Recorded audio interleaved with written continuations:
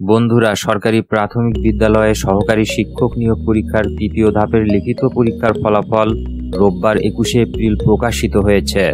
পরীক্ষায় ২৩,০৫৭ জন উত্তীর্ণ হয়েছেন। রোববার ২১ এপ্রিল প্রাথমিক ও গণশিক্ষা মন্ত্রণালয়ের ওয়েবসাইটে বিজ্ঞপ্তি ও ফলাফল প্রকাশ করা হয়। গত ২৯ মার্চ প্রাথমিক বিদ্যালয়ে সহকারী শিক্ষক নিয়োগের তৃতীয় ধাপে ৩টি পার্বত্য জেলা ব্যতীত ঢাকা, চট্টগ্রাম বিভাগের ২১ জেলাতে ৪১৪টি কেন্দ্রে একযোগে লিখিত পরীক্ষা অনুষ্ঠিত হয়। পরীক্ষার্থী ছিলেন ৩,৪৯,২৯৩ জন। মৌখিক পরীক্ষার তারিখ, সময় ও স্থান পরবর্তীতে জানানো হবে। পূর্ণাঙ্গ ফলাফলের ডাউনলোড লিংক ভিডিও ডেসক্রিপশনে দেয়া আছে। যাদের প্রয়োজন তারা ডাউনলোড করে নিতে পারেন।